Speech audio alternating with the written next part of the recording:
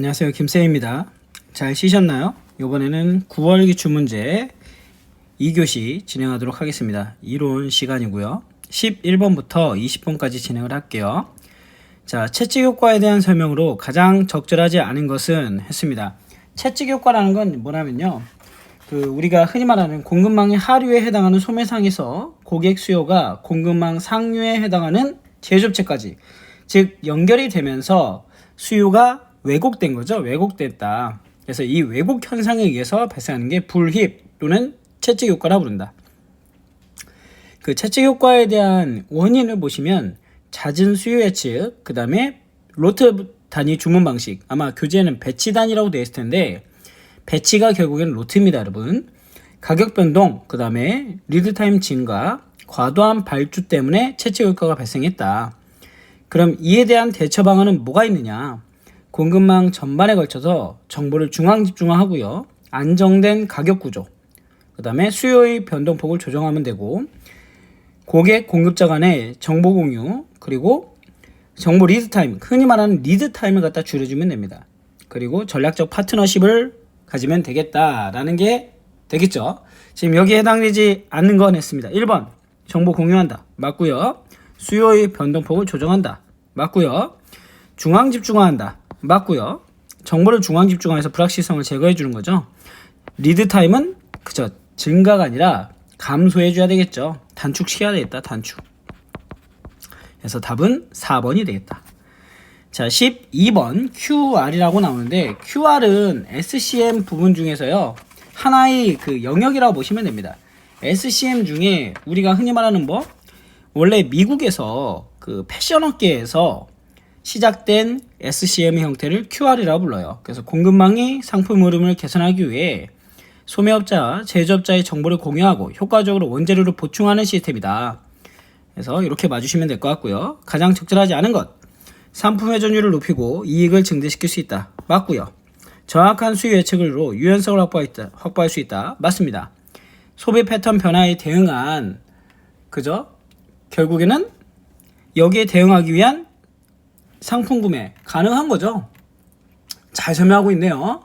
자, 그런데 4번에 보시면 소매업자, 제조업자 간의 정보 공유를 통해 제품 제조 유통함으로써 공급망 재고량을 최대화가 아니라 최소화가 되겠죠. 최소화할 수 있다. 그래서 4번이 답이 됩니다. 약간만 단어만 바꿔놓은 거예요. 12번 읽어보시고요. 13번 물류 거점 설계 비용에 대한 설명으로 가장 적절하지 않은 것은 했습니다. 여러분들 물류 거점 설계에서 나중에 그 SCM 쪽에 보시면요, 그 물류에 대한 비용이 나오거든요. 그 비용에 대해서 한번 물어본 거예요. 그래서 가끔 나옵니다. 자, 우선 하나씩 말씀을 드릴까요? 재고 비용은 물류 거점에서 보유하게 될 재고에 의해 발생되는 모든 비용을 우리가 재고 비용이라고 부르고요. 거점 수가 증가함에 따라서 처음에는 크게 증가하죠. 왜? 거점을 채워야 되니까. 근데 어느 수준이 이상이 되면 완만히 증가합니다. 무슨 얘기냐? 팔리고 부족한 것만 채워놓게 되겠죠. 그 다음에 주로 변동에 대한 안전재고 증감에 따라 발생하는 게 재고 비용이고, 고정 투자 비용은 물류 거점 건설에 투입되는 일회성 비용, 이런 걸 우리가 설비 투자 비용을 포함한 내용을 고정비라 부른다. 얘는 물류 거점 수에 비해서 비례한다. 변동 비용이란 거는 거점 운영에 투입되는 비용이고요. 고정비 성격이 아닌 운영비적인 성격이다. 즉 얘는 거점 규모가 커지면 커질수록 변동비도 커지게 된다 라고 봐주시면 되고, 수송비는 말 그대로 거점과 거점 사이에 거점 사이 또는 소비자를 연결하는 수배송에 직접 연결되는 비용이죠. 그래서 이거는 거점 수가 증가함에 따라서 수송 비용은 증가합니다. 서서히 증가하죠. 그러다 어느 수준이 넘어서게 되면 오히려 더 제가 말을 잘못했네요. 다시 한번. 물류 거점 수가 증가하면 어느 수준까지는 감소하죠. 어느 수준까지는 감소해. 왜? 중간중간에 개별적으로 움직이던 차들이 줄어드니까. 감소하다가 어느 수준을 넘어서면, 거점 수가 일정 수량 이상을 넘어서면 그때부터는 또 차들이 또 많이 이동하게 됩니다. 그래서 수송 비용이 증가하게 된다. 자, 그러면 적절하지 않은 걸 물어봤네요. 수송 비용은 수송 거리에 비례하여 증가한다. 이 맞고요. 13번. 그 다음에 물류 거점 수가 증가하게 되면 수송 비용은 서서히 증가하다가 일정 수준을 넘어서게 되면 감소하게 된다라고 되어 있는데, 일정 수준이, 다시 한번, 물류 거점 수가 증가하게 되면 수송 비용은 서서히 증가하다가 감소하다가죠. 이게 헷갈리게 되어 있네요. 서서히 감소하다가 일정 수준이 되면 증가한다. 잘못 쓴 거 있죠. 2번입니다. 저도 읽다 보니까 헷갈리거든요. 그래서 잘 기억을 해주시는 게 좋을 것 같아요. 고정 투자비와 재고 비용은 아까 제가 설명을 드렸었죠. 그 내용 그대로 설명하고 있습니다. 답은 2번. 14번 재고관리 비용에 대한 설명으로 가장 적절한 것은, 재고 유지 비용은 생산 공정의 변경이나, 얘는 뭐예요? 지금 여기 설명은 생산 준비비에 대해서 설명하고 있는 거죠. 생산 준비 과정에서 생산 수량에 비례하여서 발생하는 비용이다. 지금 여기서 틀린 건 뭐냐면 비례가 아니에요. 고정비입니다. 고정비인데 지금 비례한다고 변동비라고 얘기해서 틀린 거고요. 1번, 2번 다 틀렸죠. 자, 그 다음에 주문 비용은 1의 주문량을 크게 할수록 1 단위당 비용은 감소하는 거죠. 우리가 체감이라고 부르는 겁니다. 체감 비용을 뜻하죠. 재고 부족 비용은 납기 지연, 판매기의 상실, 거래처 신용 하락, 잠재적 고객 상실. 잘 설명하고 있네요. 답은 4번. 자, 15번. 자, 재발주점 ROP에 대해서 물어봤는데, 여러분들 ROP라는 건 뭐냐면요, 재발주점을 얘기하는 거죠. 얘는 공식이 있어요. 일평균 소요량 곱하기 리드타임 곱해주고요, 더하기 안전재고 해주면 됩니다. 안전재고도 원래 생산 쪽에 들어가면 여기다가 뭐 안전개수 곱하기 표준편차까지 가는데, 이거는 생산 가면은 나오더라고요, 가끔. 지금은 요 위에 것만 기억해 주시면 되겠죠. 일평균 소요량 얼마? 그죠? 5,000개 곱하기 3일 더하기 안전재고는 4,000개. 3, 5, 15에 4,000이니까 그쵸, 1번 19,000개 되겠습니다. 내용은 어렵지가 않습니다. 계산 문제는 오히려 쉬워요, 여러분. 자, 16번 운송 경로에 대해서 물어봤습니다. 여기서 말하는 운송 경로가 뭐냐라는 거죠. 자, 권역별, 품목별, 거래처별, 밀착형 물류센터. 물류 운용으로 거래처의 물류 서비스 만족도는 향상되나, 단점으로는 물류 거점 및 지역 창고별 운영으로 다수의 물류 거점 확보 운영비가 가중되는 방식은 우리가 다단계 거점 방식을 예미합니다. 자, 그럼 복수 거점 방식은 뭐냐, 여러분들 기억해 주시면 돼요. 화주별, 권역별, 핵심 포인트, 화주별, 권역별, 품목별로 집하하여. 이렇게 나오면 얘예요, 복수 거점이고요. 여기서 답은 2번이죠.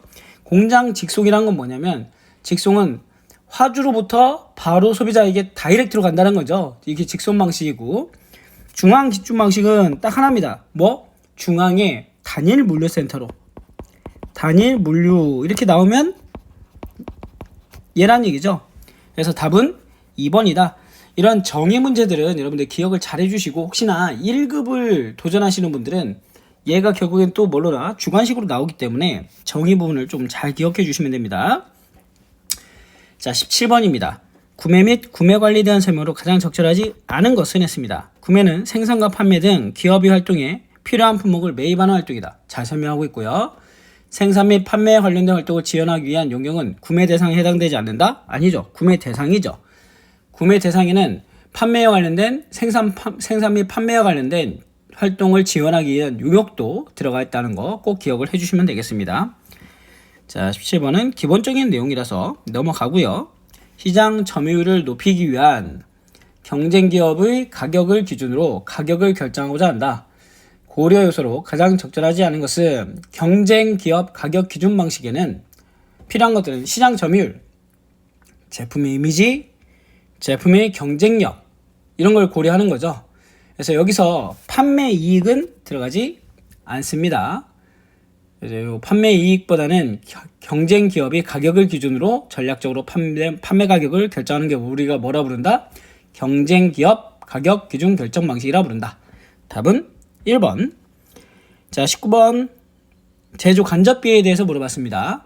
제조 간접비는 얼마입니까? 라고 나왔는데 지금 제조간접비를 줬는데 뭘 줬어요? 판관비를 주고 판매 원가도 줬어요. 그럼 판매 원가는 뭐라고요? 여러분들 판매 원가는 제조 원가 더하기 판관비라고 부르는 거죠. 판관비라고 부릅니다.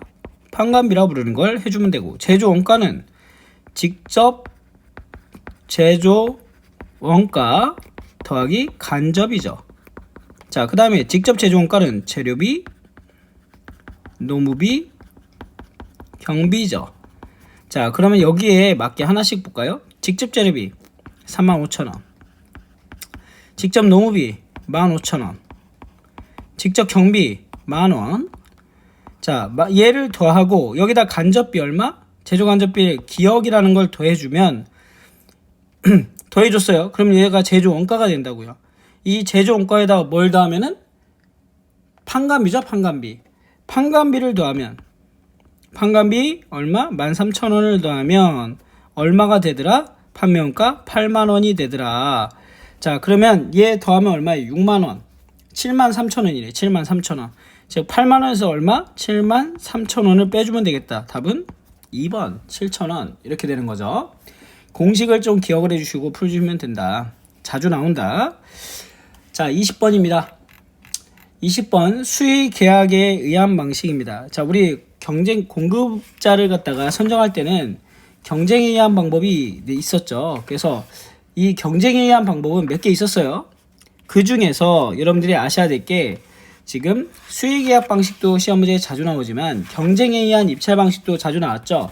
그래서 우리가 알고 있는 뭐 일반 경쟁 방식, 그 다음에 지명 경쟁 방식, 제한 경쟁 방식, 그 다음에 수의 계약 방식입니다. 간단하게 정리를 해보면, 일반 경쟁 방식은 누구라도 일정 자격을 갖추면 누구라도 참여할 수 있는 건 일반 경쟁 방식. 제한 경쟁 방식은 입찰자의 자격을 제한을 해요. 하지만 그 제한된 자격을 갖춘 누구라도 참석해라. 그게 제한 경쟁 방식. 지명 경쟁 방식은 지금 적합한 자격, 즉 제한 조건이 여러 개가 있는 거죠. 그런 다수의 자격을 갖다가 만족을 시키면 특정한 경쟁 참가자를 그 중에서 선정을 하겠다. 그래서 긴급 구매에 적합한 거는 지명 경쟁 방식. 수의 계약 방식은 이미 내정이 되어 있는 거죠. 경쟁을 하지 않고 특정 기업을 미리 공급업자로 선정을 해놨다가 계약을 맺는 방식입니다. 그래서 장점과 단점이 존재하는 방식이었죠. 장점은 절차가 간편하다는 거, 그 다음에 안정된 신용을 갖다 가지고 있는 공급자를 선정할 수 있다는 거, 그리고 시장의 영향을 크게 받지 않는다는 게 있었고요. 단점은 공정성을 잃기 어려워요. 잃기 쉽다는 얘기죠. 다른 말로 하면 공정성을 잃기 쉽다. 즉 뭔가 비리가 있을 수 있다.